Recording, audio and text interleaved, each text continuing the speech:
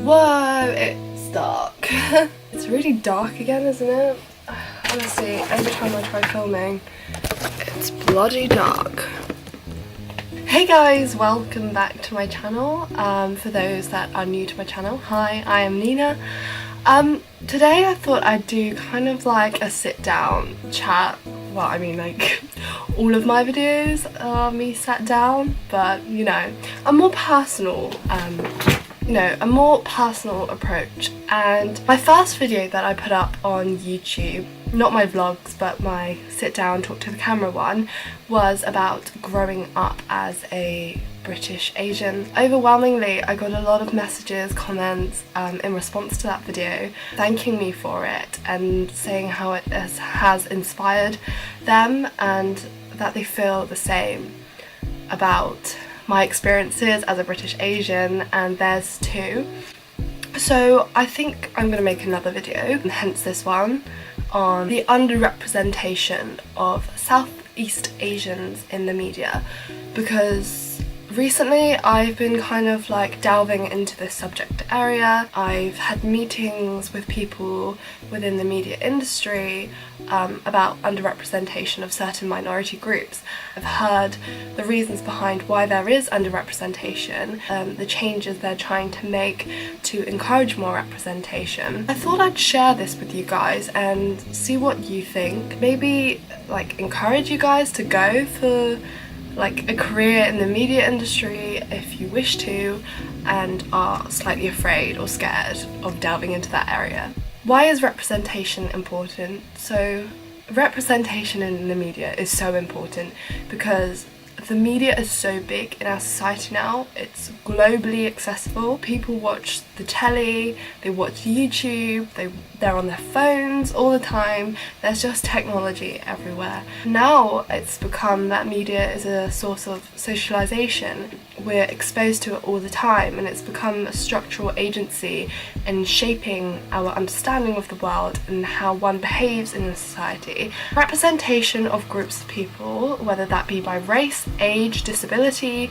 whatever that may be, it's important because I think exposure to the media creates normality. If we are going to normalise things like disabilities or seeing different minority groups in the media, well, it's important because the more we see it, the more normal it is and normalised we become. The problem is with underrepresentation of Southeast Asians in the media is that it's so rare.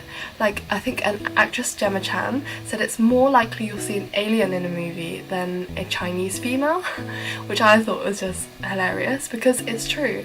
It's so rare, especially in British media, to see a Asian presenter, to see an authentic portrayal of an Asian character, and because we don't see normalised characters on our screens, we are subjected to these strange racial tropes and stereotypes that are unauthentic and are racist, and it creates silent racism amongst people. It creates an unconscious bias towards certain groups. So you might have people, although they don't mean to harm you, but they might say, oh yeah, well, Asians are all clever, they're all smart, or that everyone from the Asian community plays the piano or wears glasses. And it's just not true, because, you know, we can feel the same emotions as you. We all eat, we all go to the toilet, we all have different interests. It's just that we look different. We're all human, and these representations through the media are only one dimension of a certain group. To be constantly portrayed that way, or the media exposing us to only that image, it's really damaging to our community and other people's perceptions. And we really need to think about intersectionality and thinking about people as not just defined by their race, but just as that we're humans and we're just like everyone else. Issue is, like, when I feel like I don't see representation of my people who look like me in the media, it creates damaging effects because I've wanted to go into broadcasting media for so long, and unfortunately, like, the way society is has just made me feel that I can't do it because presenters have to look a certain type. They have to look, I don't know, like a Tess Daly or Holly Willoughby, where they're beautiful blondes and have this, like, I don't know, natural white charm about them. And here's me, and I just don't look like them. I have a different personality to them, but if I was white and had a different personality, I reckon I'd be like, oh well, yeah, I can get into it because there are other white people in the media industry. And I feel like there's so many people that feel the same way as me, like they don't see themselves represented on Hollywood films or on stage in theatres or in the media, so much so that they then begin to shy away from those careers because they just feel like it's impossible. The media industries really need to do something about that because it just creates damaging effects all the time, and it's just sad. Like, also the damaging effects of stereotypes that they have on people personally is people perceive you in a certain way, so they automatically think, oh, well, you must be really smart because you're Asian, or you must be really good at maths because you're Asian. I hate maths. Like, I'm not awfully bad at it, I'm mediocre, but I'm not to the Asian standard. Like, if I was to go back in Asia, I'd be like, yeah, you're awful, you know, you are appalling, you're a disgrace to the Asian community. Because I'm expected to be able to do quick maths like that, quick timetable, and growing up in England, no, that's not the case. I'm a humanities student and I intend to stay that way. Yeah, and they expect me to be like, oh, why don't you wear glasses? Like, I thought all Asians wore glasses. Not all Asian people wear glasses. Not all Asian people are passive shy. Like, a lot of people are shocked by my character. They're like, oh, you're so confident in the way you speak. You're so outgoing, you're so sociable. Like, what? Do you expect, like, all Asians to be really passive and to just be a bookworm? Like, no. I did play the piano, but I'm not like grade 10 at the piano. I study social sciences, and one of the teachers are like, oh yeah, our Asian students tend to not say anything. I'm sat there like, I'm the one asking questions all the time. I am Asian. Don't make that assumption about all of us, that we're not going to be interactive in lessons just because some people that you've interacted with or the people that presented through the media aren't that way. Like, for me as well, people now describe me as a banana person, saying that I'm yellow on the outside, white on the inside, which I guess is true, because I think other people like me have probably lost their cultural identity. It's not like we absolutely belong to one place. We don't absolutely belong to England, but we don't absolutely belong to China either. If I go back to China, I have so many different values and norms to them, and some things that they do I find completely shocking, and things that I do they find shocking. So my values and norms definitely resonate more with white British. But then again, I still have that Chinese heritage to me. I still love Asian food more than I do British food, and my British friends might not be able to stand some of the food that I eat and find it disgusting.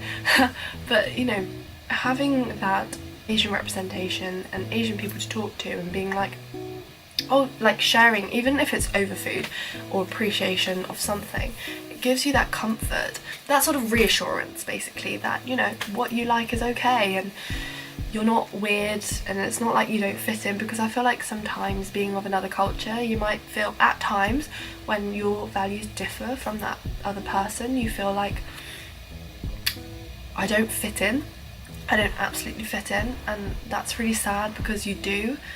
I think it's just hard being from two cultures or from another culture living in another, because there's always going to be a part of you that is slightly different, and there's always going to be that part of you that thinks differently because, you know, you have a different culture and you've got two parts of culture in one person. When there is no representation of Asians on TV, you feel like, oh well, I don't really belong.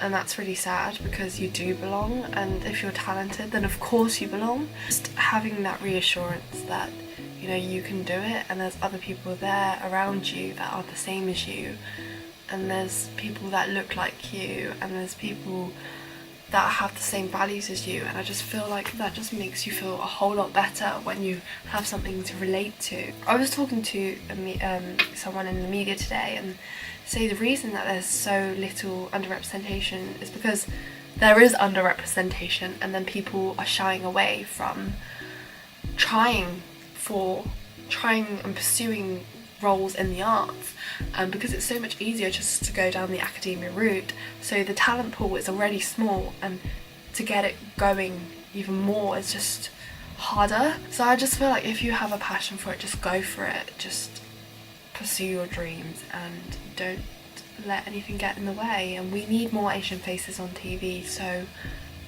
you know. And also to think that obviously, yeah, okay, we're living in a white British country, so obviously there's going to be more white British representation, only makes sense.